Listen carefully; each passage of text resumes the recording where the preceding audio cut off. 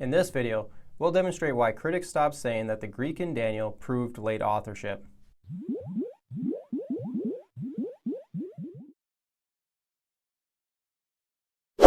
Reminder to hit the subscribe button and turn on the notification bell to stay up to date as new videos come out. An old objection, but one that critics might still use on occasion, is that since Greek is found in Daniel, that we should date the book late. The first major proponent of this was S.R. Driver, who said, "The Greek words demand, the Hebrew supports, and the Aramaic permits a date after the conquest of Palestine by Alexander the Great." A general statement of this position would sound something like this. Since Daniel contains Hebrew, Aramaic, Persian, and Greek, and many of the words aren't found in the records until the 2nd century BC, that the language demonstrates late authorship. As discussed in Part 8, more recent scholarship concludes that the Aramaic resembles Imperial 6th BC Aramaic and not late Palestinian Aramaic that arose in this late 2nd century BC. But when we hear sweeping generalizations like this, especially if we're unaware of the topic or we don't feel academically inclined, that we might have moments of doubt like, maybe the Bible is in error, and maybe it just looks like it's infallible because it's been changed so many times. This would be similar to when people say that the Gospels weren't written until hundreds of years after the fact, and that Jesus really wasn't viewed as God until Constantine and the Council of Nicaea changed the whole view. Sorry, but that's all bunk. The starting block to inspiration of the Bible really deals with the authorship and dating of the books. If the books came hundreds of years after the fact, then anyone could make them look inspired with prophecies inserted in and textual editing to make Jesus seem more than just a good old moral teacher. But if authorship can be shown to be early, then game over. Well, how much Greek is actually in Daniel? Well, let me show you. Now I'm going to fire you at these really quick, so the whole list is just going to come rapid fire at you, so please don't get overwhelmed. Okay, here we go. There it is. All 3 Greek words that are in Daniel. 3 words. 3 whole words that critics would throw the baby out with the bathwater and place Daniel in 165 BC. Now you might be thinking, well, what do these words even refer to? Well, you would have read them in the KJV as the harp, the psaltery, and the dulcimer. Yes, 3 musical instruments from the scene when Nebuchadnezzar demanded for everyone to bow down to the golden statue in Daniel 3. Their argument is based on band instruments.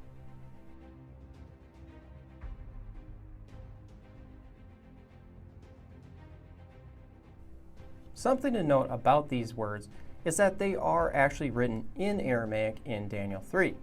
They are simply transliterated from Greek, so it's not like you're actually seeing Greek in Daniel. They're just simply Greek-rooted words. And this isn't the only place in the Bible where Greek-rooted terms can be found, because in Ezra 2:69 it says, "They gave after their ability unto the treasure of the work 61,000 drams of gold." The drams of gold can also be found in Nehemiah 7 3 times. And so this shows that the Greek drachma has influence in the Palestinian region during the 5th century BC of the time of Ezra and Nehemiah. But another thing to point out with the instruments in Daniel 3 is that there are more than just 3 Greek instruments listed. There are other instruments from other cultures recorded in the scene. And this makes sense because in verse 4 above, it says that there were many nations of people here on the scene and not just the Jews. Remember, Nebuchadnezzar is conquering nation after nation during this time in the Near East. He didn't just take the Jews back as captives. He took people back from every other nation during this time. So what's the point? The point is that the Near East had people constantly mixing with one another, trading with each other, and sharing their culture and languages with one another. So the appearance of foreign instruments in Babylon in Daniel is really not that big of a deal. Oh, but that's just me speculating, right? No, I can prove to you that there were Greeks in Babylon during this time, because in the Pergamum Museum in Berlin, there is an artifact known as Jehoiachin's ration tablets, and on these tablets, you would see the same description of King Jehoiachin found in 2 Kings 24 when he was taken captive to Babylon along with his sons. And so on the tablets, you would see this same biblical description of how he was given rations in the king's court. So just always be aware that archaeology is on the Bible side. But the kicker here for us is that right in the middle of the list, rations were allotted to Greek craftsmen. And besides this, Psalm 137 tells us that the Jews were required to play music and sing songs to the Babylonians. So why shouldn't we expect that the Greeks and others had to do it as well? Well, what about dating the words themselves? What is the earliest that we see these words outside of the Bible? But I need you to be aware of something here first. This whole type of argumentation is using negative evidence to disprove the Bible and move Daniel later. Meaning that if we don't have something outside of the Bible that is dated before the 6th century BC, then the critic is going to always say that the book needs to be dated later. So basically, in the critic's mind, the Bible is guilty until proven innocent. That's not what we mean or say. We say that extraordinary claims require extraordinary evidence. If you hear that line, then just ask, well then how much evidence is needed for you to believe that this is true? They'll probably freeze, but just do it in a respectful way and hope that they start realizing that this really isn't an evidential issue. The first of the three words is found in Homer's Iliad and the Odyssey from the 8th century BC. 9 times you find the word read as catharsis, where it is translated as Lear in English. The third word was used by Pythagoras in 530 BC, which is the same time as Daniel. And if the word is referring to a bagpipe, then it could be identified with a Hittite relief dating back to 1500 BC.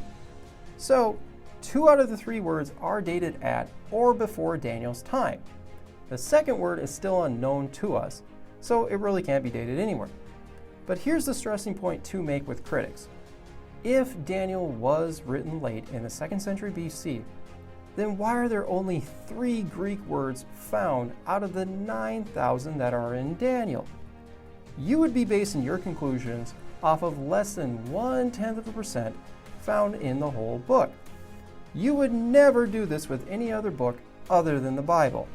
So if you want to say that you're the objective ones and you base all your decisions off of logic and reason and evidence, then just ask yourself if you are really using equal scales here with this book, or are you giving it a whole different treatment than the others? Reminder, hit the subscribe button below, turn on the notification bell, hit the like button, and leave a comment. And if you're interested in supporting this ministry, just visit us at justscripture.org and go to the support page. In the meantime, stay salty.